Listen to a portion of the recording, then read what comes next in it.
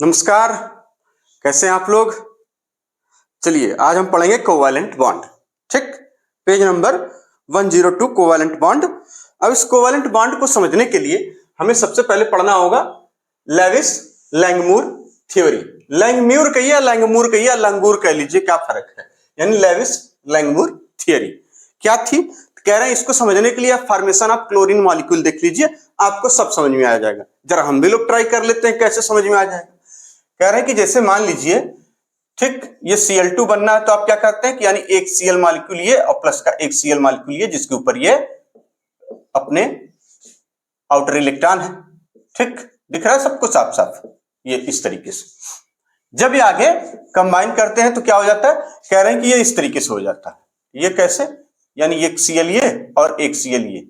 अब इसमें से एक इलेक्ट्रॉन इसका और एक इलेक्ट्रॉन इसका आपस में शेयरिंग करते हैं और क्या बनाते हो, शेयर्ड पेयर इलेक्ट्रॉन।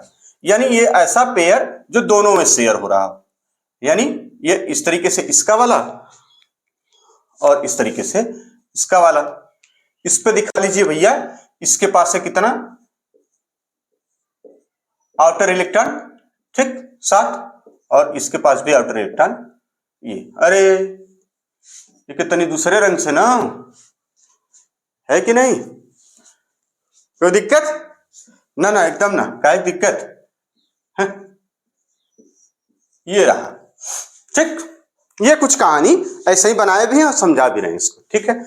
इनके कहने का ये मतलब था कि अगर ये इलेक्ट्रॉन और ये इलेक्ट्रॉन, यानी इसके पास जो इलेक्ट्रॉन है वो और इसके पास इलेक्ट्रॉन, जैसे कि ये इसके पास ये और ये आपस में शेयरिंग कर ले। शेयरिंग का मतलब यानी अपना ये क्यों करें, ऐसा सवाल ये भी है कि ऐसा क्यों करें।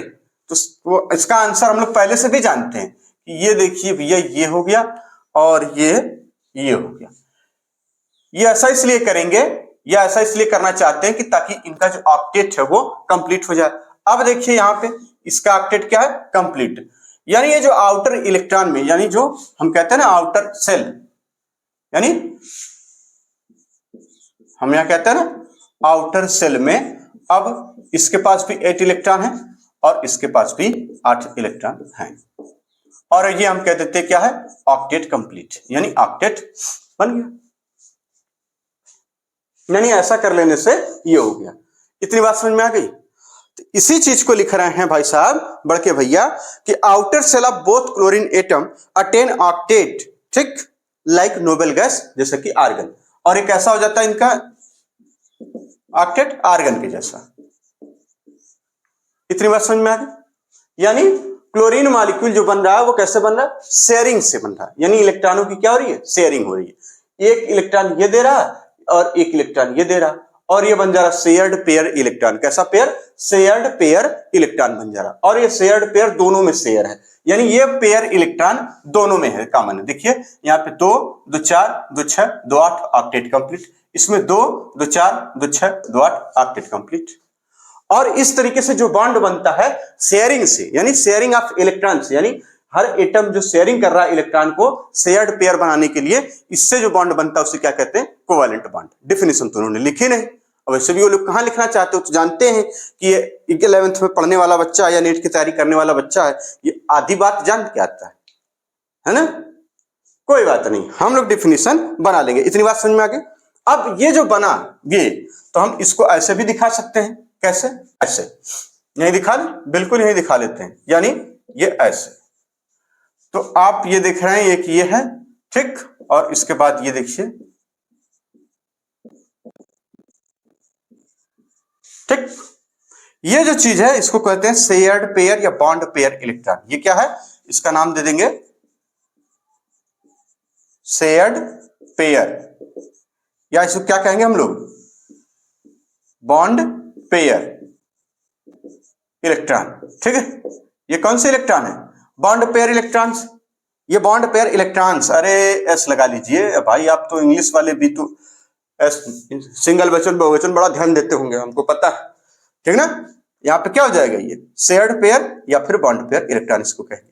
और ये जो लोग बच जाते हैं ये वाले, इनको क्या कहा जाएगा भैया, ये जो लोग हैं इनको क्या कहा जाएगा, तो इनको इसी में या इधर वालों को या इधर वालों को, यानी ये वाले भी ये क्या है, कहेंगे इसको कहते हैं लोन पेयर, यानी जो बॉन्डिंग में नहीं है लेकिन चुपचाप बेचारे एकदम रिमेनिंग इलेक्ट्रॉन है, यानी आराम से बैठे हैं, कोई मतलब नहीं इनको, यानी ये क्या है, कहेंगे इनको लोन पेयर इलेक्ट्रॉन्स।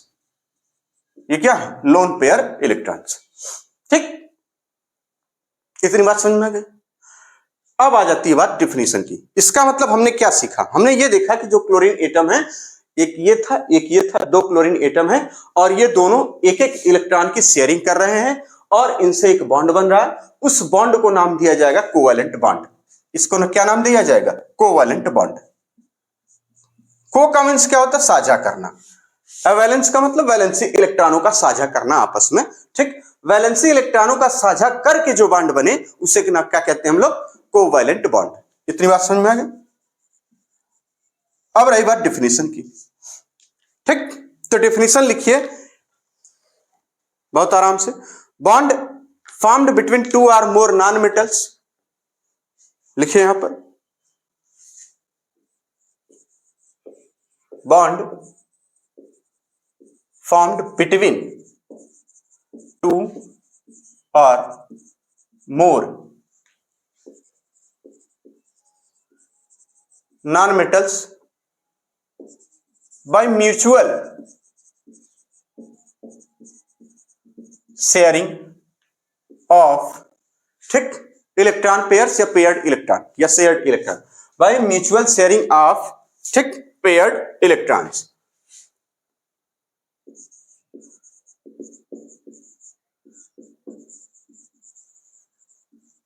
देखिए इसमें एक पेयर्ड इलेक्ट्रॉन की शेयरिंग हो रही है, ये पेयर्ड इलेक्ट्रॉन है, इनमें शेयरिंग हो रही है, इसी की इसमें शेयरिंग हो रही है और इससे जो बॉन्ड बनता है वो क्या होता है, कहेंगे कोवैलेंट बॉन्ड। और खास बात ये है कि ये नॉन मेटल में ही ज्यादातर आपको देखने को मिलता है।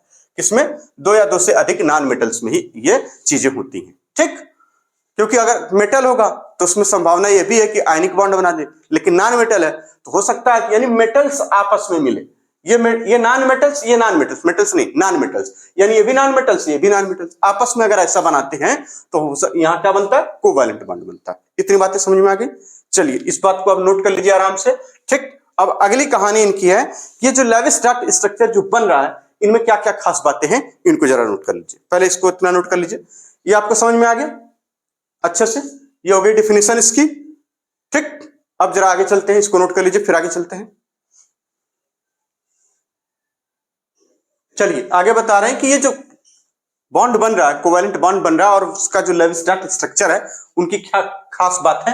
कह रहे हैं कि इन लेविस-स्टार्क स्ट्रक्चर, डॉट रहेगा यहां, टू नहीं, यहां रहेगा डॉट। ठीक, इन लेविस-स्टार्क स्ट्रक्चर आप क्या पाएंगे कि each bond formed by sharing of an electron pair between the atoms, यानी जो भी बॉन्ड बनेगा है ना, हर बॉन्ड, हर एक बॉन्ड, ठीक ना, कैसे बनेगा, formed by sharing of an electron pair.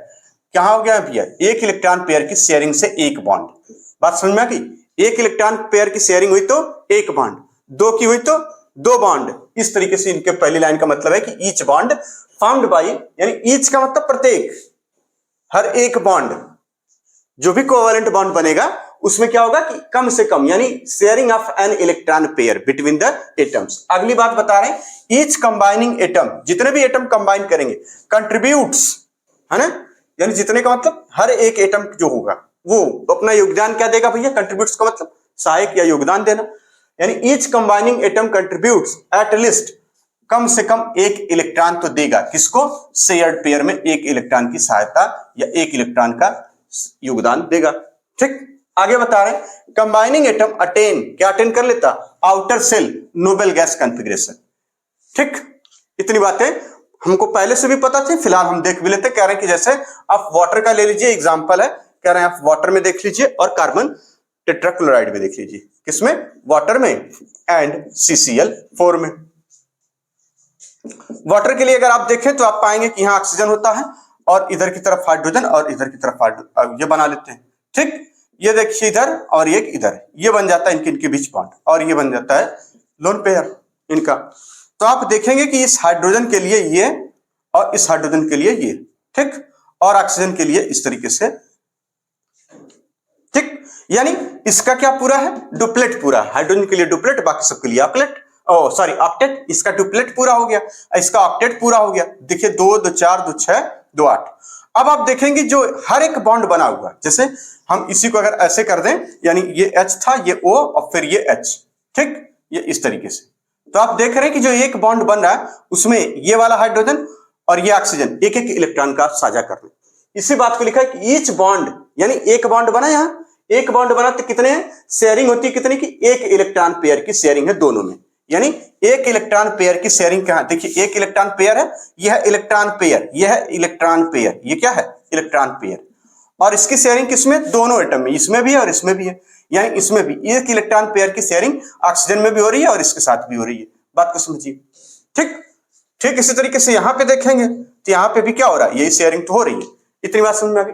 दूसरी लाइन क्या बता रहे, ईच कंबाइनिंग एटम, ठीक, contributes at least 1 electron to shared pair. ये क्या है, इलेक्ट्रॉन पेयर, या इसी का दूसरा नाम हम क्या रखे थे भैया, वही शेयर्ड पेयर इलेक्ट्रॉन, ये शेयर्ड पेयर, ठीक, इलेक्ट्रॉन। अब दूसरी लाइन बता रहे हैं कि ईच कंबाइनिंग एटम, ये कंबाइन करने वाले एटम है, ये है, सभी क्या करेंगे, यानी each combining atom contributes at least, देखिए कम से कम एक इलेक्ट्रॉन पेयर इसमें योगदान देंगे शेयर्ड पेयर में। देखिए एक इलेक्ट्रॉन किसका है, ये हाइड्रोजन का और एक ऑक्सीजन का, तो दोनों के सहयोग से जो बॉन्ड बन रहा है वो क्या होता है, कोवैलेंट बॉन्ड, यानी दोनों का सहयोग हुआ तो एक शेयर्ड पेयर इलेक्ट्रॉन बना। पेयर इलेक्ट्रॉन, शेयर्ड यानी शेयर होने वाला पेयर इलेक्ट्रॉन, ये पेयर इलेक्ट्रॉन जो कि दोनों में शेयर हो रहा है।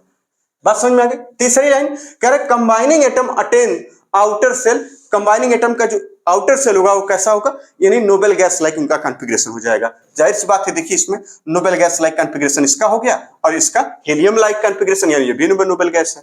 बात को समझ में आ गई। चलिए CCl4 के लिए देख लीजिए, आप जब CCl4 का देखेंगे तो यहाँ कार्बन है, आपको पहले से ही बताया, बचपन से रटते आ रहे हैं, ये सब कोई नई बात नहीं कि इसके आउटर सेल में कितने 4 इलेक्ट्रॉन होते हैं, और यहाँ हो जाएगा भैया क्या, क्लोरीनमा। चलिए पहले हवा वाला बना लिया जाए तब मजा आएगा, है ना, ये इस तरीके से।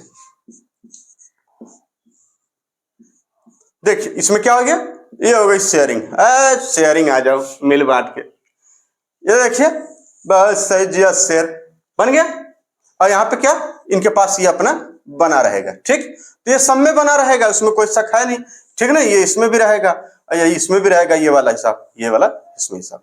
ये देखिए शेयर्ड पेयर इलेक्ट्रॉन है जो कि दोनों में कॉमन है, दोनों में शेयर हो रहे हैं, ये शेयर्ड पेयर वाला दोनों में शेयर हो रहा है, दोनों एटम में शेयर हो रहा है। इतनी बात समझ में आ गई, ठीक, इसको नोट कर लीजिए अच्छे से। अब चलते हैं हम ये देखेंगे कि single covalent bond, double covalent bond और ट्रिपल कोवैलेंट बॉन्ड क्या होता है और कब बनता है, इसको नोट करिए पहले।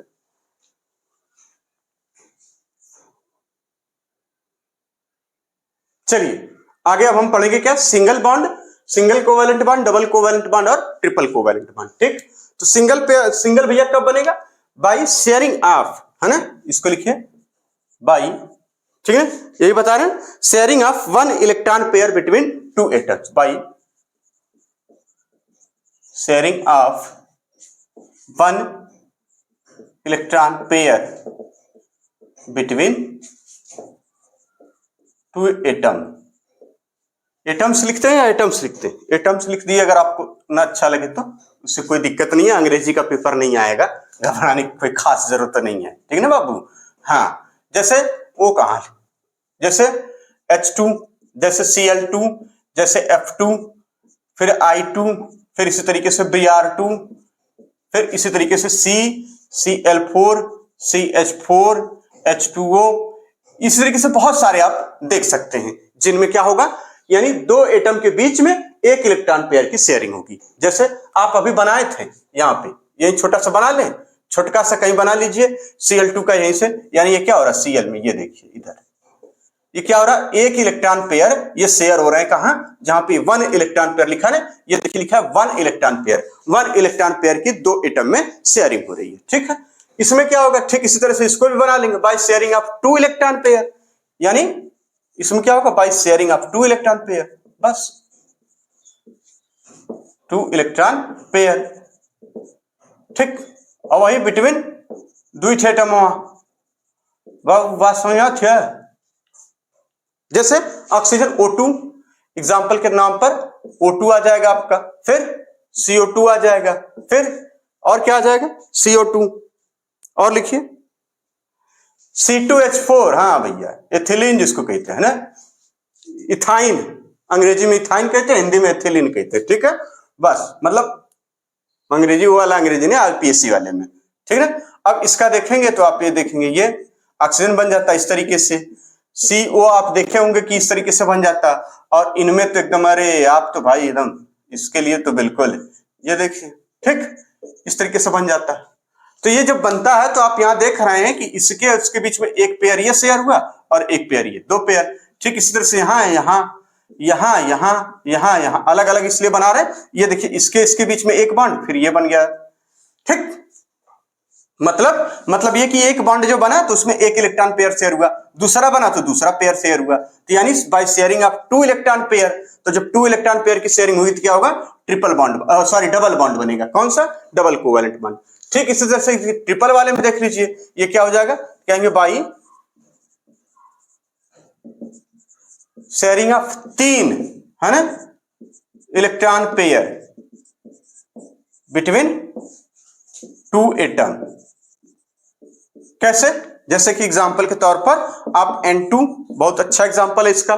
फिर उसके बाद क्या देखेंगे, ये इथाइन या एसिटिलीन जिसको कहते हैं, C2H2, इसमें क्या होता है, कहेंगे देखिए नाइट्रोजन, और फिर ये 3 बॉन्ड से बनता है, तो ये वाले में एक पेयर, ये वाले में एक पेयर, फिर ये वाले में एक पेयर। आराम से हम आगे पीछे दिखाएं ताकि आपको दिखा पाए, ये इधर ये इधर, तो मतलब आप समझ जाइए कि एक पेयर इसमें, एक पेयर इसके लिए, एक पेयर इसके लिए, 3 बॉन्ड बन गए, ठीक। इसी तरीके से इसमें जब देखेंगे तो ये देखिए ट्रिपल बॉन्ड ये, और फिर एक हाइड्रोजन इधर और एक हाइड्रोजन इधर लटका रहता है, ये देखिए शेयर हो रहे हैं, ठीक। और ये सिंगल सिंगल वाले, यही होता है सिंगल बॉन्ड और single covalent bond, double covalent bond और ट्रिपल कोवैलेंट बॉन्ड। तो कब बोलेंगे भैया, एकदम जब क्या होगा, ट्रिपल कोवैलेंट कब बोलेंगे, जब 3 इलेक्ट्रॉन की, यानी 3 इलेक्ट्रॉन पेयर, क्या होगा, 3 इलेक्ट्रॉन पेयर की शेयरिंग होगी। और डबल बॉन्ड कब बोलेंगे, by sharing of 2 electron pair. और सिंगल बॉन्ड कब बोलेंगे, by sharing of 1 electron pair, ठीक। तो इसके कुछ एग्जांपल भी दिए हुए हैं, जैसा कि हमने देख भी लिया इसको। अब ये बात हो गई खत्म, जितना कुछ एनसीईआरटी में दिया था कोवैलेंट बॉन्ड के बारे में।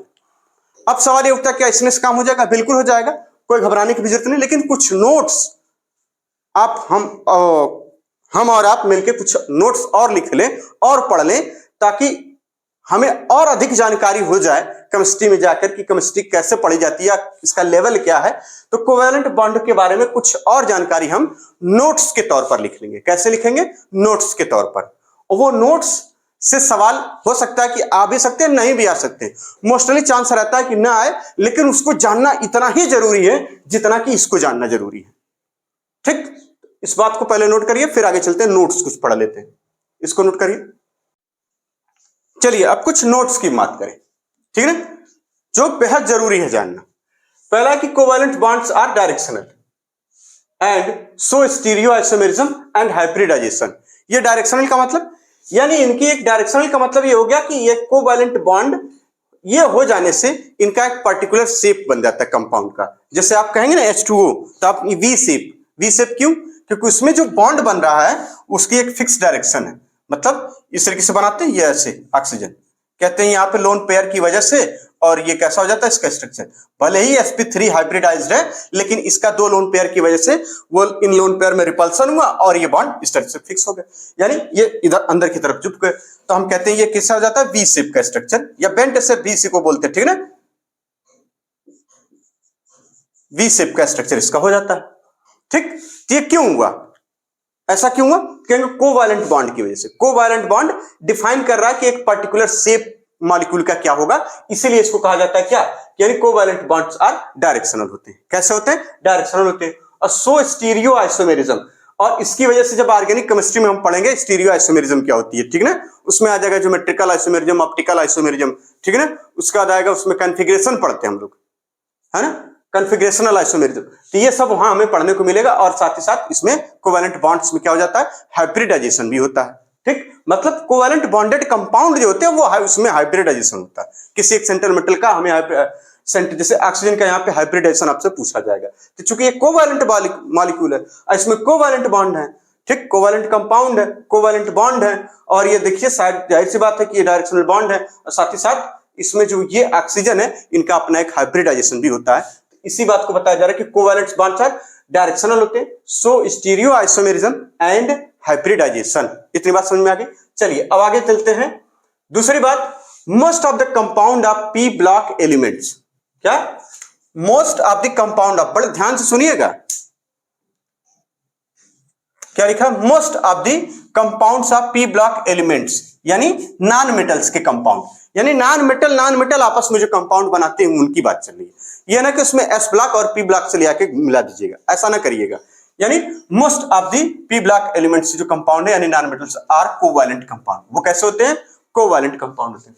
Most of the compound of P block elements यानी non metals are covalent compound. जैसे एग्जांपल पे आप देख लेंगे H2 है, O2 है, Cl2, Br2I, 2F2, CO2, H2O, ammonia हो गया, फास्फीन हो गया, PCl3, PCl5 हो गया, ठीक है। और यहाँ पे SO3 और यहाँ पे ये SO3, SO2, बहुत सारे ऑक्सो कंपाउंड भी होते हैं जैसे S3PO4, H2SO4, HNO3, HNO2, इस तरीके से भी सारे क्या होंगे, ये सब कोवैलेंट कंपाउंड होते हैं। यानी जब नॉन मेटल्स के कंपाउंड बनेंगे वो कैसे होंगे, मोस्टली कोवैलेंट्स होंगे। अगर आपको अगर कह दिया जाए कि जैसे लिथियम ने कंपाउंड बनाया क्लोरीन के साथ, ये ionic compound which have covalent character, बात समझ में आ रही है, ionic compound which have covalent character, और इतना ज्यादा कोवैलेंट कैरेक्टर होता है कि लिथियम और क्लोराइड को हम बोलते हैं ये कोवैलेंट कंपाउंड है, ठीक। तो आगे चलते हैं, कोवैलेंसी ऑफ नॉन मेटल। अब नॉन मेटल यानी ये जो नॉन मेटल है मोस्टली इन्हीं की बात चल रही है, इन्हीं में कोवैलेंट होता है, यानी कोवैलेंसी ऑफ नॉन मेटल कहेंगे 8 माइनस का ग्रुप नंबर, 8 माइनस का ग्रुप नंबर। अब ग्रुप नंबर क्या कैसे लिखना होगा आपकी बार, यहाँ पे आपको 3rd A 4th A 5th A dot dot इस तरीके से लिखना होगा, आपको पता चल जाएगा ये। या फिर दूसरा तो हम जानते हैं कोवैलेंसी कितनी होती है, कहेंगे वैलेंसी इलेक्ट्रॉन, ठीक, वैलेंसी इलेक्ट्रॉन आप देख लीजिए, ये भी क्या हो जाएगा, यानी कोवैलेंसी आपको पता चल जाएगी।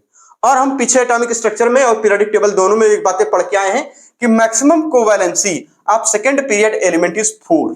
कितनी होती है, 4 होती है, यानी maximum covalency of second period element is 4। Because ऐसा क्यों, कहेंगे 4 वैलेंसी ऑर्बिटल्स यानी 2s और 2p। 2s में देखिए यहां पे कितना हो जाएगा, एक ये और इसमें 3 खाना, कुल कितनी ऑर्बिटल्स हो गई, यानी एक ऑर्बिटल्स ये हो गई, 3 ये हो गई और 3 1 4, यानी 4 वैलेंसी ऑर्बिटल्स हैं। क्योंकि सेकंड पीरियड है, और जब सेकंड पीरियड है तो इसमें क्या होगी, 2 सेल होगी, एक पहली सेल एक दूसरी, और दूसरी वाली क्या होती है, आउटर सेल होती है। और उस आउटर सेल को हम लोग क्या कहते हैं, क्या कहते हैं उसको, वैलेंसी सेल कहते हैं। और उस वैलेंसी सेल में जो अभी ऑर्बिटल्स हो जाएंगे वो क्या हो जाएंगे, यानी वैलेंसी ऑर्बिटल्स हो जाएंगे, और उसमें पाए जाने वाले इलेक्ट्रॉन्स क्या हो जाएंगे, वैलेंसी इलेक्ट्रॉन हो जाएंगे। तो यहां पर 4 वैलेंसी ऑर्बिटल्स अवेलेबल है भैया, देखिए 2s और 2p, ठीक, आर अवेलेबल फॉर बॉन्डिंग, ये बॉन्डिंग के लिए अवेलेबल होती है।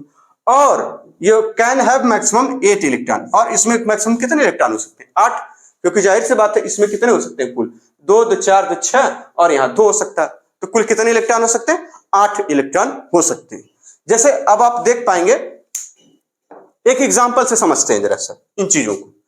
जैसे आपने कहा कि CH4 बड़ा फेमस एग्जांपल होता है, इसमें कार्बन होता है भैया क्या 6, और इसका आउटर वाला इलेक्ट्रॉनिक कन्फिगरेशन आप लिखते हैं तो कहेंगे 2s2 और 2p2, यही तो लिख पाते हैं,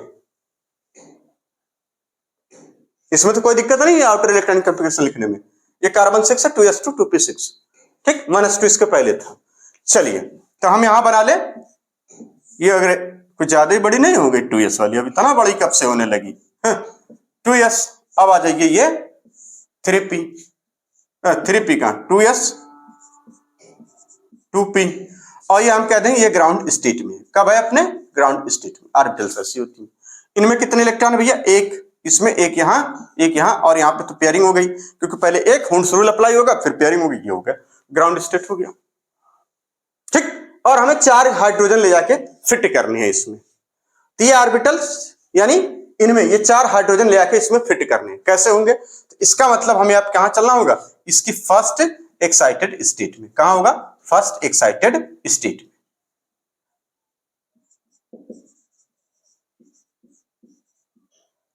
ठीक। फर्स्ट एक्साइटेड स्टेट में क्या होगा कि ये इलेक्ट्रॉन जो आप देख पा रहे हैं यहां पर है, वो कहां चला जाएगा, ये यहां से यहां शिफ्ट कर जाएगा। अब यहां जब चला गया तो फाइनल क्या हो गया, यानी फर्स्ट एक्साइटेड स्टेट जो बनी वो ये हो जाएगी कि ये देखिए 2s वाली, और ये इसमें एक इलेक्ट्रॉन, इसमें एक इलेक्ट्रॉन, इसमें एक और इसमें एक। अब यहां से आता है ऑर्बिटल ओवरलैपिंग कॉन्सेप्ट भी आता था, यानी ये s वाली और 3p वाली ऑर्बिटल्स आपस में ओवरलैप कर जाती हैं। इसको बाद में हम लोग पढ़ेंगे, ठीक ना। यानी ये एक s वाली और ये पहले एक्साइटेड स्टेट में पहुंचती हैं, फिर ये ऑर्बिटल आपस में ओवरलैप करती हैं, ओवरलैप करके sp3 4 नई ऑर्बिटल्स बनाती हैं। छोटी छोटी ऑर्बिटल्स वो भी बनेंगी, जैसे एक ये वाली 3 ओवरलैप करी तो 4 ओवरलैपिंग हुई कुल। तो हम लोग sp3 ऑर्बिटल्स पढ़ते हैं ना, ओवरलैपिंग हुई, और उस ओवरलैपिंग से यानी एक s और 3p आपस में ओवरलैप करके 4 नई क्या बनाती हैं, sp3, यानी 4, एक sp3 वाली ऑर्बिटल्स, फिर दूसरी sp3 वाली ऑर्बिटल्स, फिर तीसरी sp3 वाली, फिर चौथी वाली, यानी 4 नई ऑर्बिटल्स बनके तैयार होती है। अब उन चारों में एक एक इलेक्ट्रॉन पहले से रहते हैं और ये हाइड्रोजन के एक एक इलेक्ट्रॉन वहां पे जाके पेयरिंग कर लेते हैं, मतलब उन ऑर्बिटल्स में जाके मौजूद हो जाते हैं। तो आप पा जाते हैं कि कार्बन में sp3 हाइब्रिडाइजेशन होता है और साथ ही साथ इनका जो ऑक्टेट है वो भी कंप्लीट हो गया और ऑर्बिटल्स में पेयर्ड इलेक्ट्रॉन भी हो गए। बात को समझ में आ गई। इसका मतलब अब इसमें इनकी, हम अभी पेयरिंग की बात छोड़ दीजिए, आप सिंपली ऐसा समझिए कि एक हाइड्रोजन यहां जाके लग जाएगा। सिंपली ऐसा समझने के लिए है, वास्तविकता तो कुछ और है और जाहिर सी बात है वास्तविकता से कुछ और है भाई, जाहिर सी बात है। जब तक ये ओवरलैप नहीं करेंगे तब तक हाइड्रोजन कहां घुसेगा, जबरदस्त घुस नहीं जाएगा। लेकिन हम अपने समझने के लिए बता दिए कि यहां पर एक हाइड्रोजन यहां चला गया, एक हाइड्रोजन यहां, एक हाइड्रोजन यहां, एक हाइड्रोजन यहां चला गया, का मतलब उसका इलेक्ट्रॉन, अब ये देखिए सारी पेयर हो गई। जब यानी कि इसका मतलब इसमें कितने अनपेयर्ड इलेक्ट्रॉन है, एक पहले वाले केस में, पहले फर्स्ट एक्साइटेड स्टेट में कितने हो गए इसमें अनपेयर्ड इलेक्ट्रॉन, 4। तो जो अनपेयर्ड इलेक्ट्रॉन होते हैं एक्साइटेशन में उन्हीं को कहा जाता है कोवैलेंसी, यानी अनपेयर्ड इलेक्ट्रॉन। यहां लिखें कि वहां, कुछ लोग सोच रहे हैं कितनी गहरी गहरी बातें बता रहे हैं, भैया सब जानना जरूरी है, ये सब जानना जरूरी है और ये कहीं ना कहीं आगे पीछे एनसीईआरटी में मिलेगा जरूर, ठीक है ना। तो यानी यहां पे क्या है, कहेंगे 4, चलिए ये लिख दीजिए, number of unpaired electron is equal to 4, ठीक। देयरफॉर इसकी कोवैलेंसी कितनी है, 4 है।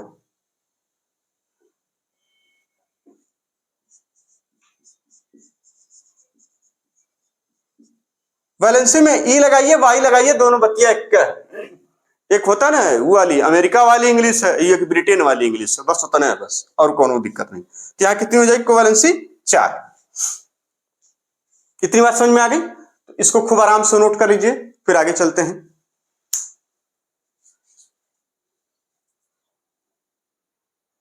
चलिए अगली कहानी है कि एलिमेंट्स बियॉन्ड, ठीक ना, elements beyond second period, elements beyond second period can expand their valency, ठीक, can expand their valency more than 4 हो सकता है इसमें, कैसे, by using vacant d orbitals, कौन सी, खाली जो डी ऑर्बिटल्स है इनका इस्तेमाल करके।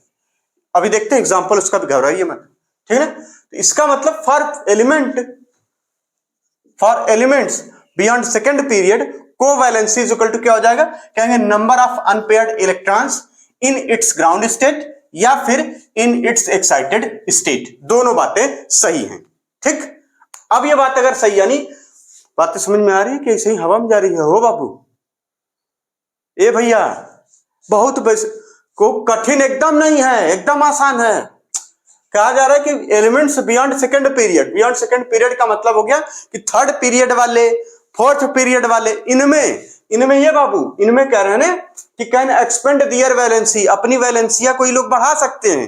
कैसे बढ़ाएंगे, मोर देन 4 कर सकते हैं, 4 से अधिक कर सकते हैं, कैसे, बाय यूजिंग, प्रयोग करके वैकेंट डी ऑर्बिटल्स का, है ना। For elements beyond second period covalency is equal to number of unpaired electron, है ना, इन इट्स ग्राउंड स्टेट या फिर इन इट्स एक्साइटेड स्टेट। ये कोवैलेंसी वैलेंसी कहां देखते हैं, वही आउटर वाले में तो देखते हैं भैया, काहे परेशान है। चलिए एग्जांपल लेते हैं, बाबू काहे परेशान है, अरे आपको हीरो बना देंगे इतना तय, ये मान के चलिए। कुछ लोग तो अब बड़का बड़का कोचिंग में मीटिंग हो रहा है कि सर जी बच्चों का फोन आ रहा है, रिवीजन कराइए, तो उसमें, है ना, तो उसमें 3-4 हैं मिलके अपना, है ना, 3-4 बकलोल हैं और वही में एक बकलोलियो है, वो मिलके करिए, वो वही कराया जाए जो एनसीईआरटी में है, टू द पॉइंट एनसीईआरटी। हमने कहा अच्छा, लो हमारा वाला लगा दिए, देख रहे हैं अभी से डर इसे कहते डर, अरे पहुंचेगा डर भाई, अब तक कहां थे, टू द पॉइंट। जब 2 महीना बचा था revision to the point NCERT से। अब तक कहां थे ये बेटा लोग हैं? मैं गुल्लू को मम्मी कह रही थी ये बतिया, गुल्लू को मम्मी वहीं बैठी थी कह रही हैं कि जो है ये अब टू द पॉइंट पढ़ाया जाए, एकदम इधर उधर बिल्कुल नहीं, जो पूछा जाता है एकदम एनसीईआरटी से, है ना। 2-3 क्षेत्र का नाम हम जानते हैं लेकिन हम बोलना नहीं चाहते। नहीं ये हाल है, बताओ। जब जुलाई से जून से मई से बच्चा एडमिशन लिया था तुमरे के यहाँ, तो कहीं ये सब चल रहा था रे, कहिएगा उनसे। और मैं गुल्लू को मम्मी कह रही, हम देखे हमने कहा अरे बाहर गुल्लू को मम्मी आ गई लाइन पे। खैर कोई बात नहीं, हम लोग यहाँ क्या कर रहे हैं, इनको पढ़ रखा जोक सपाट, कोई बात नहीं, लेकिन बात तो सही है। जब 2 महीना बचा तब रिवीजन याद आ रहा है एनसीईआरटी से। 8-10 महीना था तो एनसीईआरटी से पढ़ाने में वो मर रही थी, हैं? गुल्लू को मम्मी की मम्मी मर रही थी उस समय, क्या बताया जाए। चलिए covalency number of unpaired electron example है हमारे पास, जैसे मान लीजिए PCl3 किसी ने कह दिया और PS3, लगभग दोनों बातें समझने के लिए पर्याप्त है। PCl3 कहिए। फास्फोरस कितना होता है बाबू? 15 होता है, ठीक। आउटर, अच्छा ये किसके हैं, फास्फोरस किसमें आता है? ये वाला जो फास्फोरस वो किसमें आता है? कहेंगे थर्ड पीरियड में। ऐसे ही लिख दें। थर्ड कैसे लिखा जाता है? वो ये ऐसे ना 3 के ऊपर कपड़ा पे RD लगा दिया, 3 के कपड़ा पे RD लगा दिया, होता है थर्ड, ठीक ना। अब आ जाइए, तो थर्ड पीरियड एलिमेंट का मतलब यही होता है भैया इनमें 3 सेलवा होगी, यानी ये होगी ना 1 फिर 2 फिर 3, और 3 में जब आप देखेंगे तो यानी एक ऐसे तो इसमें हो जाती है 3s ऑर्बिटल, ये हो जाती है 3p और ये होती है 3d, यही होती है। तो यानी इस फास्फोरस के पास भी यही सब कुछ होगा।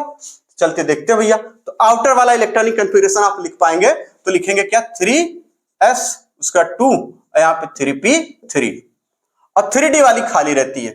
लेकिन यहां मॉलिक्यूल है PCl3, कैसा कंपाउंड है ये? PCl3 है। इसका मतलब यहीं पे बना दे, यहीं पे। चलिए इसका इस्तेमाल इसने नहीं किया, यानी किसका किया? सिर्फ और सिर्फ इसका। यानी यहां पर अभी देखते हैं 3s किसका करेगा किसका नहीं, ये खुद ही बताएगा। अभी ये रहा, और ये डी वाला चुपचाप बैठा, इसको लिखिए अभी या ना लिखिए, वहां तो लिखा हुआ है। चलिए ठीक, बात को समझ लीजिएगा, अगर चाहे तो बना लीजिए, कोई दिक्कत नहीं उससे। अब इसमें कितने इलेक्ट्रॉन है? 2। इसमें कितने? 3 है। और 3 कैसे हैं? अनपेयर्ड, यानी अपने ग्राउंड स्टेट में। अब ये कंपाउंड का है यहाँ पे PCl3, तो ये क्या हो जाएगा? ये PCl3, यानी ये देखिए एक हाइड्रोजन यहां से या Cl यहां से, एक यहां से, एक यहां से सेटिंग बना सकता है, बिल्कुल बना सकता है, उसमें कौन सी बात है, कोई दिक्कत है क्या? PCl3 बिल्कुल बना सकता है, इससे कोई दिक्कत तो है नहीं। यानी कितने अनपेयर्ड इलेक्ट्रॉन है इस समय यहाँ पे?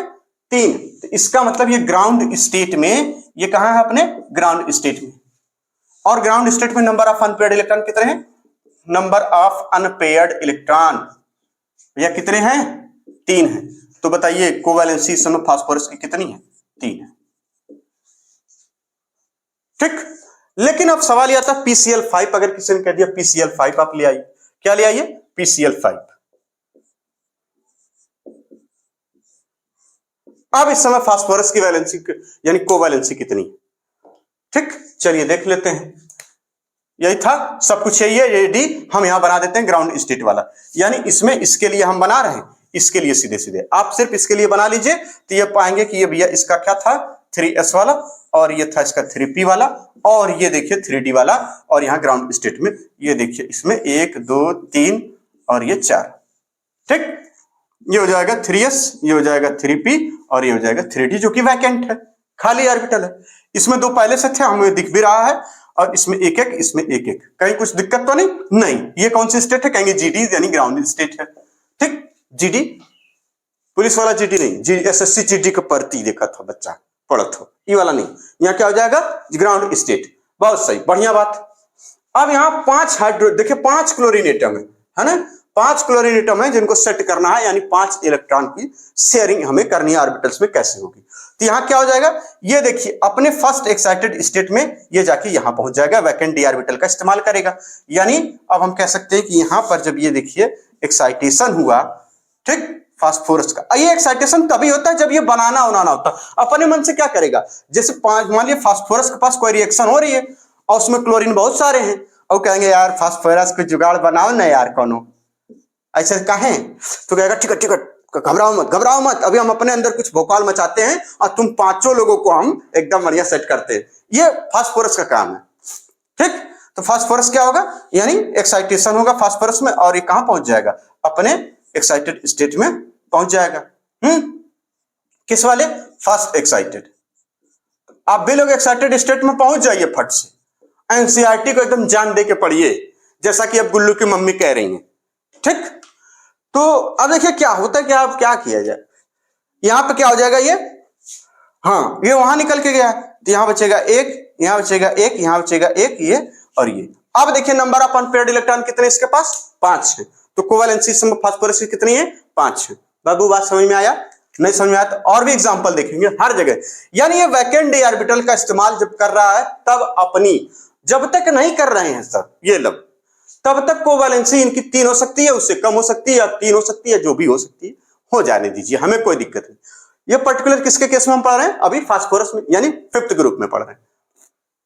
इसी तरीके से 6th ग्रुप वाला भी अब एग्जांपल देख लेते हैं, 7th, सबका देख लेंगे, सब में यही काम करना होता है। ठीक है, तो यहां क्या हो जाएगा, इसका मतलब इसमें नंबर ऑफ जो अनपेयर्ड इलेक्ट्रॉन है वो कितने हैं भैया, अनपेयर्ड इलेक्ट्रॉन कितने हैं यहां पे, 5। तो इसलिए इस समय जो फास्फोरस की कोवैलेंसी वो कितनी है, 5। नोट कर लीजिए, इस पर बहुत आसान आसान चीजें नोट कर लीजिए, फिर कुछ और एग्जांपल से हम अपने को सेटिस्फाई करते हैं जरा। चलिए कुछ और एग्जांपल है, जैसे H2S, SF4 और SF6। ठीक, इनमें जरा देखते हैं। ठीक, H2S सल्फर है ना, हाइड्रोजन सल्फाइड कहते हैं इसको, सल्फर का कंपाउंड है हाइड्रोजन सल्फाइड। ठीक, ये इनमें भी देख लेते हैं।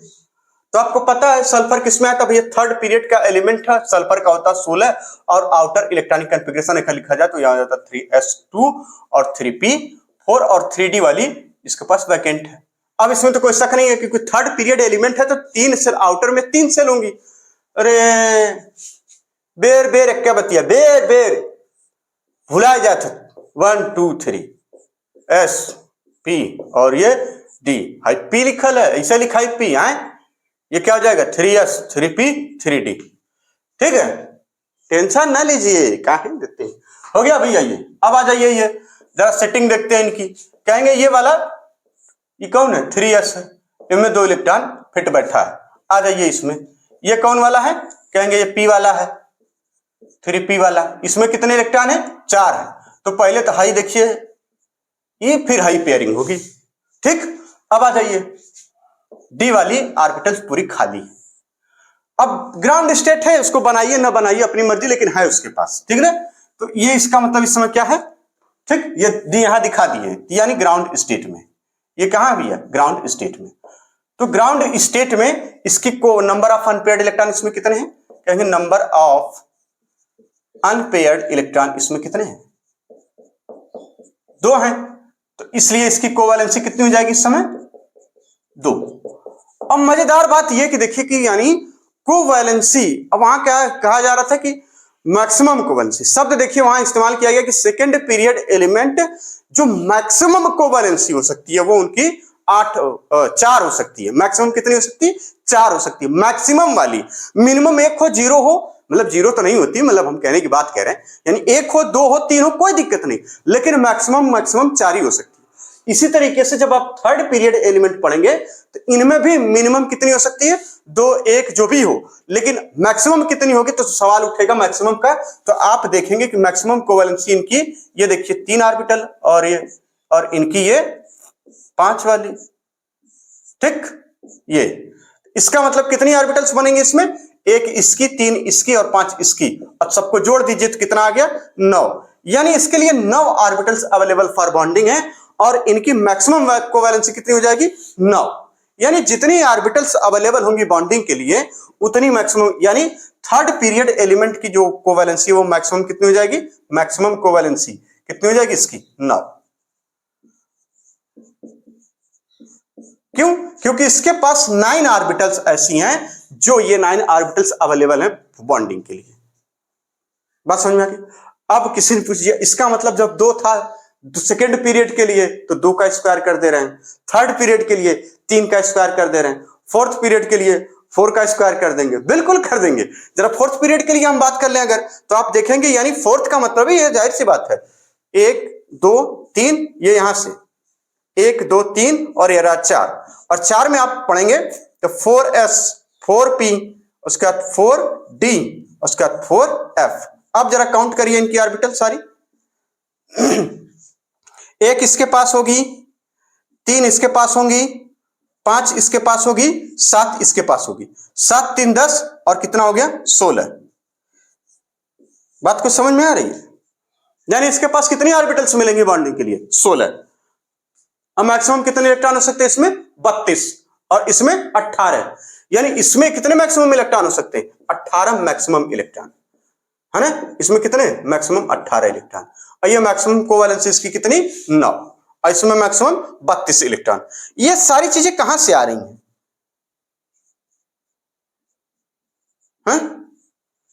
ये कहां से आ रही हैं? ये सब बातें कहां से आ रही हैं? भैया एटॉमिक स्ट्रक्चर और पीरियोडिक टेबल इसलिए कहा था कि बहुत लंबाई, जो लोग पहली बार वीडियो देख रहे हैं, हमारा लेक्चर देख रहे हैं या पहली बार पढ़ रहे हैं, उनसे निवेदन है कि एटॉमिक स्ट्रक्चर को और पीरियोडिक टेबल को बार बार देखें लेक्चर। हमने सिर्फ वही बताया है जो कि एनसीईआरटी वाले बता रहे हैं बार बार। एनसीईआरटी वाले एक जगह पढ़ाए थे पीरियड वाइज इलेक्ट्रॉनिक कॉन्फ़िगरेशन, क्या बताएं। अरे बाबू हम बता रहे हैं, चिंता ना करिए, अरे हम हैं भाई आपके लिए, क्या बता रहे, आप टेंशन ना लीजिए, हम बता रहे हैं ना कहाँ है। सब बतिया बता देंगे वो धीरे धीरे, काहे घबरा रहे हैं। देखिए हम बता रहे हैं, हाँ पेज नंबर 81, नई बुक एकदम लेटेस्ट वाली, खरीद के एकदम ताजा ताजा आई है, एकदम भाप निकल रही है। इलेक्ट्रॉनिक कॉन्फ़िगरेशन इन पीरियड, और यहां से लेके यहां तक यही सब बात वो बता रहे हैं, यहां से लेके यहां तक यही सब बातें वो बता रहे हैं। और इसको हमने अपने लेक्चर में यहां जहां पे पढ़ाया है इलेक्ट्रॉनिक कॉन्फ़िगरेशन इन पीरियड, एकदम बहुत अच्छे से, बहुत सटीक ढंग से इसको एक्सप्लेन भी किया है। तो इसमें टेंशन लेने की बात नहीं है। जो लोग लगातार देख रहे होंगे उनको तो बहुत अच्छा लग रहा होगा, कोई दिक्कत नहीं। तो इसका मतलब ये सारी बातें क्लियर हो गई। अब चलते हैं जरा सा ये वाली बात, कोई दिक्कत यहां तक नहीं। अब सवाल उठा कि SF6 हो गया, एग्जाम्पल आपकी बार क्या? SF6 और SF4, SF4, ठीक। क्या होगा भैया? यही सब होगा तामझाम, है ना? ये फिर उसके बाद ये D वाला अब इसमें चुपचाप बैठा था, अब आ गया। यानी ये ग्राउंड स्टेट में कुछ ये स्टेट थी इसकी, ग्राउंड स्टेट में, ठीक है।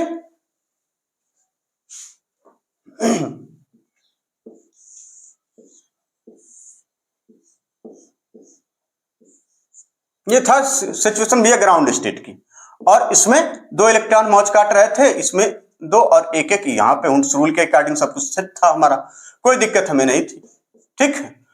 और ये D ऑर्बिटल जो कि वैकेंट है, जो कि खाली है, और ये देखिए सिचुएशन थी इसकी, और इसको हमने कहा ये ग्राउंड स्टेट है।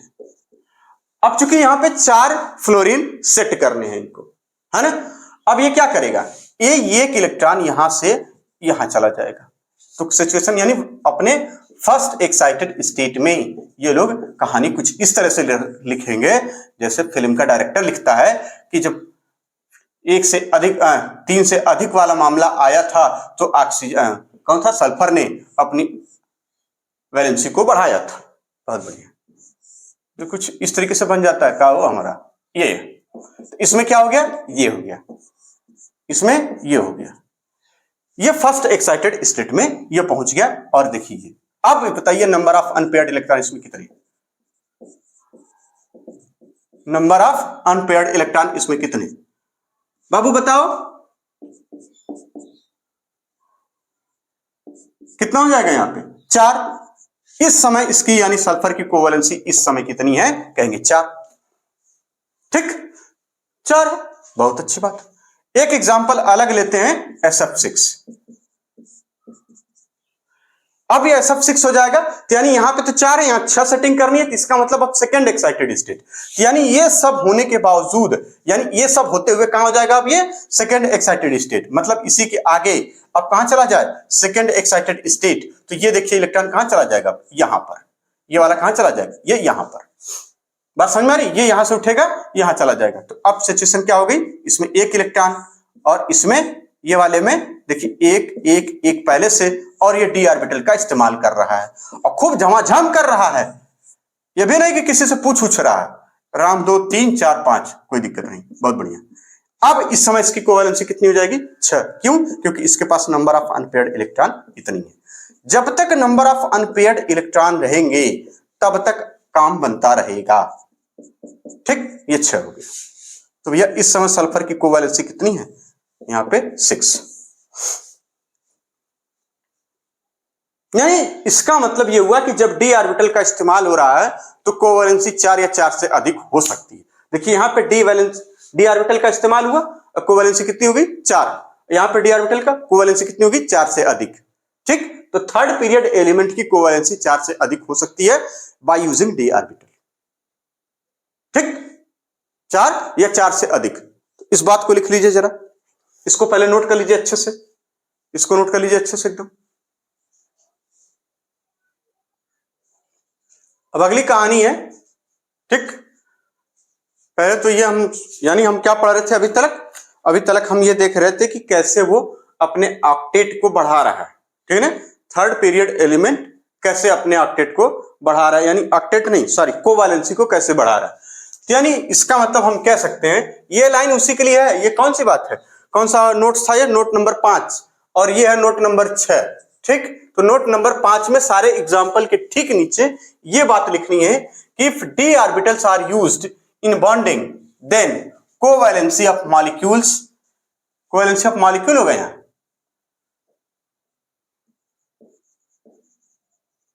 कोवैलेंसी ऑफ एलिमेंट्स आर 4 या फिर मोर देन 4। ठीक, आइए सटीक बैठ रही है सल्फर के केस में।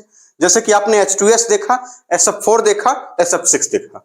SF4 में क्या हो रहा है कि एक्साइटेशन हो रहा है, डी ऑर्बिटल का यूज करके कोवैलेंसी 4 हो जा रही है, और SF6 में डी ऑर्बिटल का यूज करते कोवैलेंसी कितनी हो जा रही है? 6 हो जा रही है। ठीक, इसी तरह से जब PCl5 तो वो डी ऑर्बिटल का इस्तेमाल कर रहा है और कोवैलेंसी किसकी हो जा रही है? 5 हो जा रही है। तो आपसे पूछा जाएगा सवाल कि बताइए कि which one of the following have covalency 5 6 4, इस तरीके से। ठीक है ना, तो आप कंफ्यूज मत होइएगा अगर PCl5 है कि PCl3 है कि H2S है। अगर आपसे कह दिया कि H2S है तो अब उस समय कोवैलेंसी कितनी है? कहेंगे 4 से कम है, 2 है।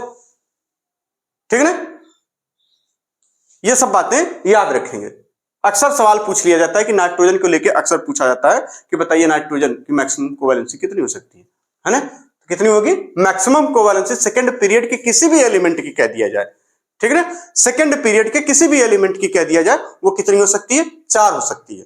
कार्बन की 4, नाइट्रोजन की 4, ऑक्सीजन की 4, फ्लोरीन की 4, यानी मैक्सिमम कोवैलेंसी इनकी कितनी हो सकती है? 4 हो सकती है। लेकिन जब थर्ड पीरियड की हम बात करें तो मैक्सिमम कोवैलेंसी कितनी होती है? 9 हो सकती है, जिसमें कि 5 7 आपको अक्सर दिखेगा। ठीक है ना, 5 6 4 ये सब दिखते हैं। अब आगे चलते हैं प्रॉपर्टीज ऑफ कोवैलेंट कंपाउंड। जो कोवैलेंट कंपाउंड होते हैं उनकी क्या प्रॉपर्टीज है, वो कैसे होते हैं? ठीक, तो कोवैलेंट मॉलिक्यूल या compound held together by weak van der Waal force. अब ये क्या फोर्स होता है? ये क्या नया तमाशा है? Week van der Waal force. देखिए एक चीज होती है वैन डर वाल फोर्स, और इसके बारे में हम लोग जब स्टेट ऑफ मैटर पढ़ेंगे तो वहां पे पढ़ने को मिलेगा थोड़ा बहुत। यहां पे जैसे आपने कहा कि क्लोरीन है, तो आप ये बताइए कि क्लोरीन, ठीक है ना, क्लोरीन से बेहतर एग्जांपल लीजिए H2O, ज्यादा समझ में आएगा ना तब। H2O ले लीजिए या Br2 ले लीजिए, ऐसे Br2 या फिर H2। आपको पता है ये कैसा होता है भैया? ये लिक्विड होती है, ये भी लिक्विड होता है। ठीक, तो इसका मतलब आप एक गिलास पानी या एक बूंद पानी लेते तो क्या एक H2O ही रहेगा? बहुत सारे H2O। और आपको पता है कि H2O क्या है? न्यूट्रल मॉलिक्यूल है। ये कैसा है? एक न्यूट्रल मॉलिक्यूल है। ठीक, यानी एक H2O मतलब हम ये कह दें कि एक H2O यहां पर, एक H2O यहां, एक H2O यहां, यहां, ये कैसे आपस में रुकेंगे भाई? इनको रोकने वाला कोई तो चाहिए। ये इस तरीके से H2O हैं या Br2 हैं, इनको कौन रोकेगा? एक साथ एक झुंड में कौन लाएगा ताकि वो लिक्विड में पानी की तरह दिखे, जो हमें दिखते हैं, हम पीते भी हैं उसको, कौन रोकेगा? इसका मतलब कोई ना कोई फोर्स होगा ना कि एक मॉलिक्यूल को दूसरे मॉलिक्यूल्स को उनको जोड़े, यानी एक मॉलिक्यूल दूसरे मॉलिक्यूल से आपस में अटैच हो, यानी रुके रहें, यानी जोड़े। तो ये इसी को बोला जाता है भैया, इसमें लगने वाला फोर्स होता है आप सिर्फ इस नाम से जानेंगे कि वैन डर वाल फोर्स, लेकिन वो बहुत कम फोर्स होता है, बहुत वीक होता है। इसीलिए जब पानी को हम गर्म करते हैं तो क्या हो जाता है, तुरंत वो उड़ने लगता है। अगर उसमें लोहे की तरीके फोर्स लगने वाला फोर्स अगर बहुत ज्यादा हो जाता तो पानी को गर्म करने पर भैया वो लाल होता, पहले तो धीरे धीरे जैसे हम गर्म करेंगे उसको क्या होगा, हीट करेंगे, पहले वो लाल होना शुरू होता है लोहे की तरीके, फिर और गर्म करते तो और लाल होता, फिर और गर्म करते तो वो क्या हो जाता, ब्लू कलर का हो जाता है ना, फिर और गर्म करते तो वो क्या हो जाता, एकदम व्हाइट हो जाता।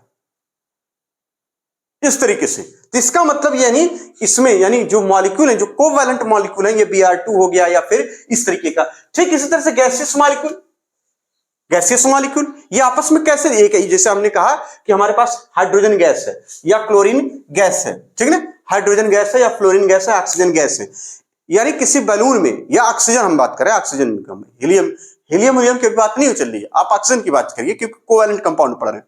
अब ऑक्सीजन हो या नाइट्रोजन हो या फ्लोरीन हो या हाइड्रोजन हो, क्या एक ही मॉलिक्यूल होगा और इतना बड़ा हो जाएगा, तब तो दिखेगा नहीं, ओ देखो हाइड्रोजन उड़ते हुए आ रहा है, मजा आ रही, उड़ेगा भैया। ये सब माइक्रोस्कोपिक लेवल की बातें एटम में बता के आ गया, डाल्टन ने बता के गया था, मतलब डाल्टन ने कहा था कि भैया इसको आप देख नहीं पाएंगे, पहली चीज अनकटेबल भी है, इनडिविजिबल भी है ना, ये सब बातें वहां से तय हो चुकी हैं, तो आप देख नहीं पा रहे फिर भी कह रहे हैं कि हाइड्रोजन।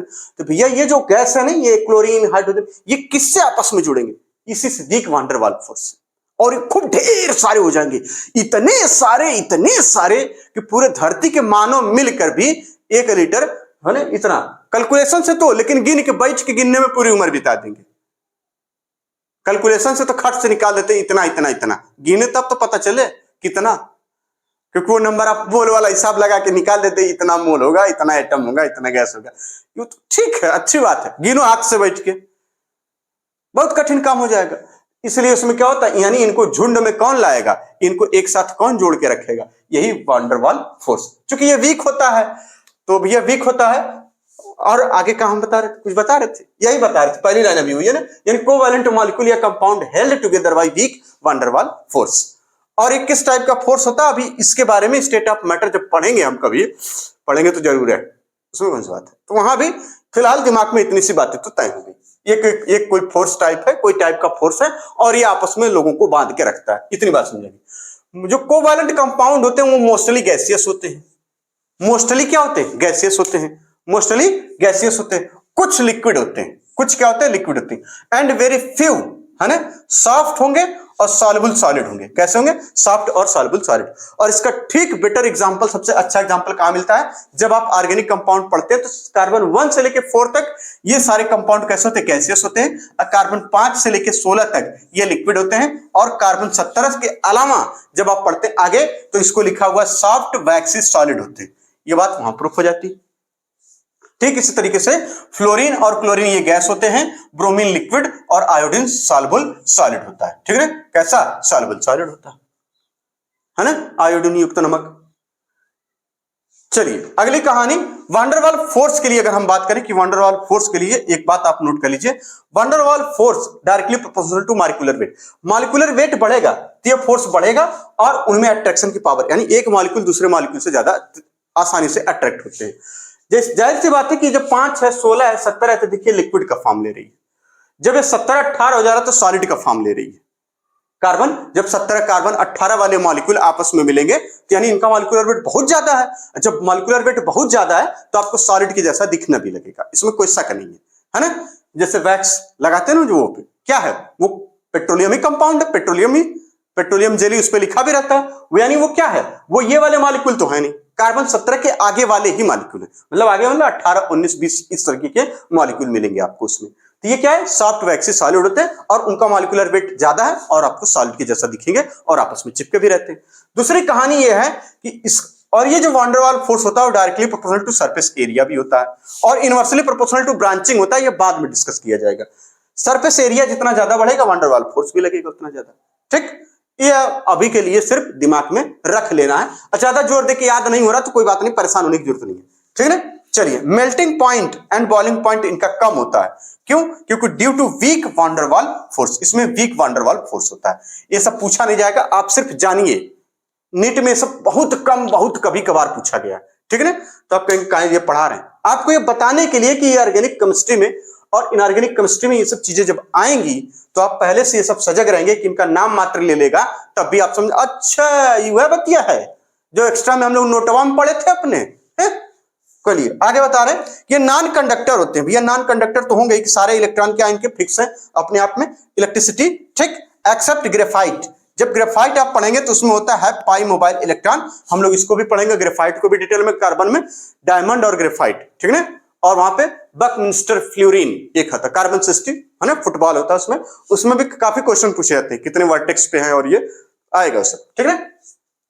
यानी मेल्टिंग पॉइंट बॉइलिंग पॉइंट इनका लो होता है due to weak van der Waal force. Non conductor of electricity होते हैं एक्सेप्ट ग्रेफाइट है पाई मोबाइल इलेक्ट्रॉन।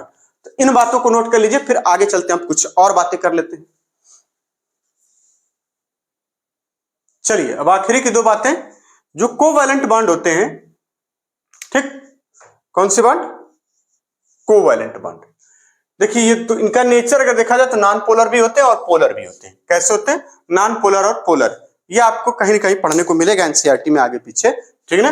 और नहीं भी मिलेगा तो कोई बात नहीं, ठीक। यानी कोवैलेंट बॉन्ड कैसे, नॉन पोलर और कोवैलेंट, यहाँ पे यहां लिखा है नॉन पोलर और यहां लिखा पोलर। पोलैरिटी डेवलप हो जाए, पोल समझते हैं, polarity develop, dipole moment polarity में इलेक्ट्रिक फील्ड में जब यानी इलेक्ट्रोस्टैट पढ़ते हैं तो उसमें आता था ना, यानी यहां पे क्या होगा, सिमिलर चार्ज और उनके बीच में डिस्टेंस, ठीक, ये अब P equal to Q into 2L ये डिस्टेंस हम मान लेते थे, कहते थे यहां पे ये इसका डाइपोल मोमेंट हो गया इसका, और इसको हम बोलते थे ये कि डाइपोल है। डाइपोल क्यों, क्योंकि ये पॉजिटिव पोल और एक निगेटिव पोल, तो ये डाइपोल हो गया। तो कुछ बॉन्ड ऐसे कोवैलेंट बॉन्ड होते हैं वो नॉन पोलर, तो उसमें पोलैरिटी नहीं होती, और कुछ ऐसे भी होंगे जिनमें पोलैरिटी होगी, यानी कुछ इस तरीके के।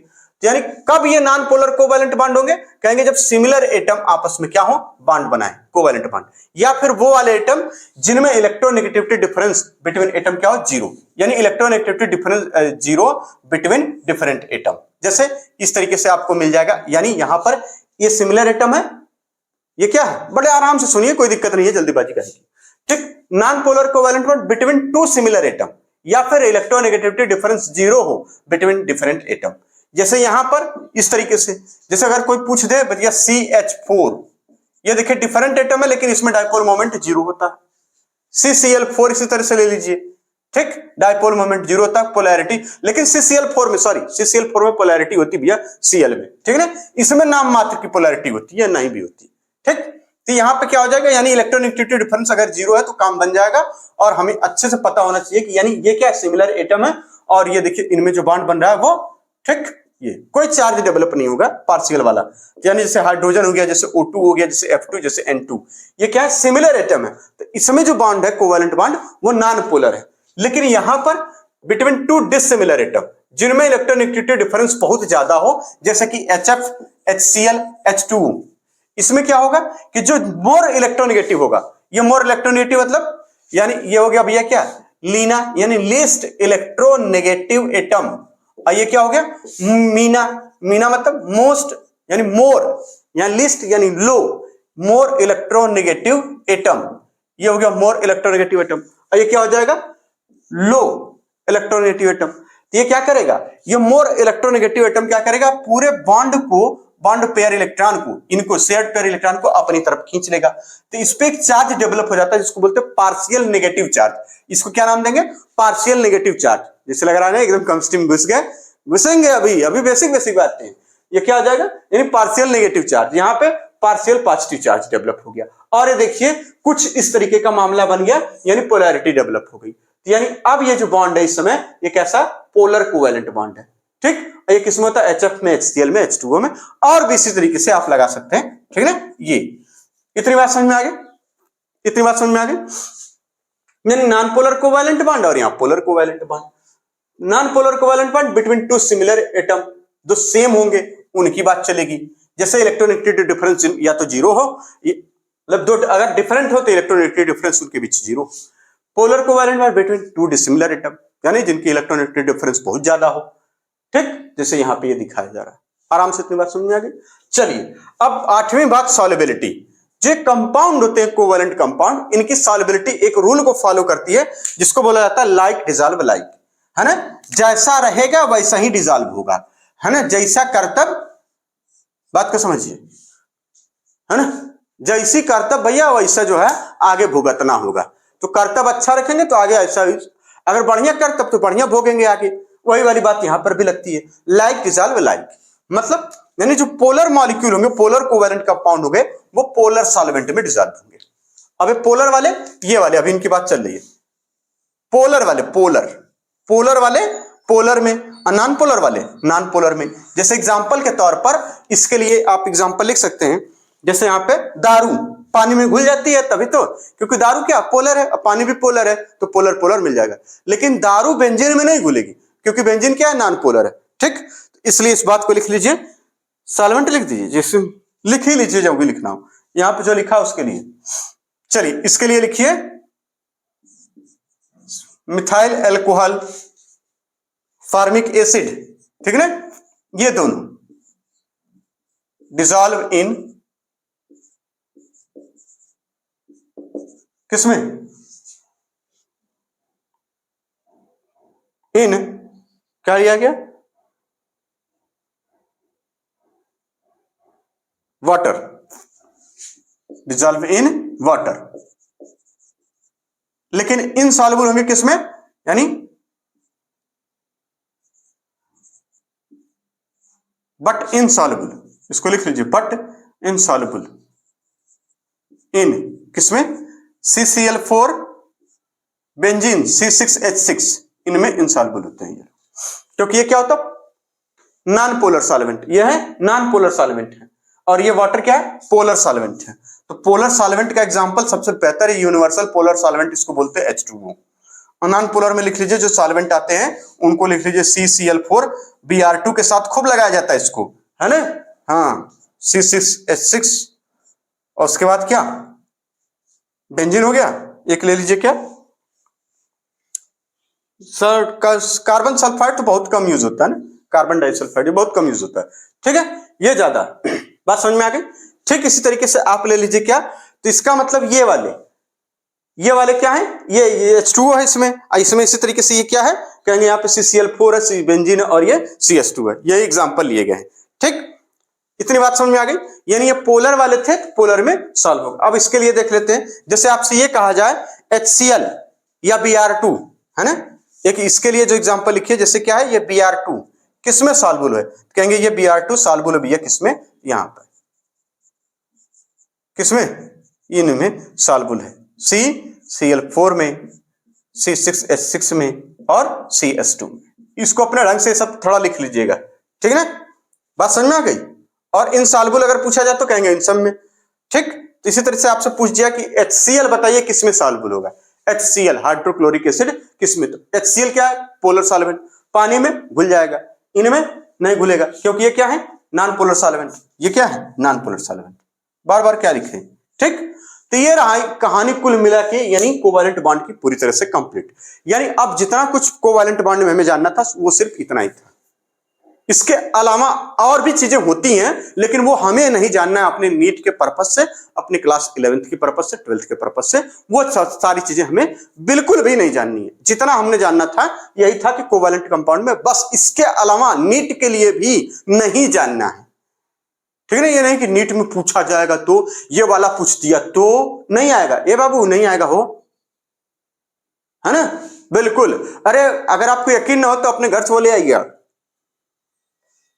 क्या बोलते उसको, अरे अपनी मतलब वो जो घर है होता है जमीन जायदाद, उसकी रजिस्ट्री ले आइएगा, उसी पे हम लिख देंगे कि नहीं आएगा, है ना, एकदम गारंटी हम। अरे क्या मजाक न समझिए, एनसीईआरटी पे पूरा भरोसा है भाई साहब, एनसीईआरटी पे भरोसा, एनटीए, है ना।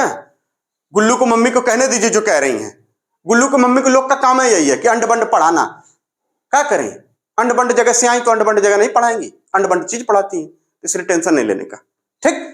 मिलते हैं अब नेक्स्ट लेक्चर में, क्या पढ़ेंगे हम लोग, उसके बाद फॉर्मल चार्ज पढ़ेंगे क्या होता है, फिर उसका लिमिटेशन ऑफ ऑक्टेट रूल्स, जो ऑक्टेट था उनके लिमिटेशंस था कि क्या होती है भैया लिमिटेशंस, और कैसे कैसे उसको डिफाइन किया गया है, इनके बारे में हम डिटेल में पढ़ेंगे। तब तक के लिए धन्यवाद, और खूब मेहनत से पढ़ते रहिए, ठीक।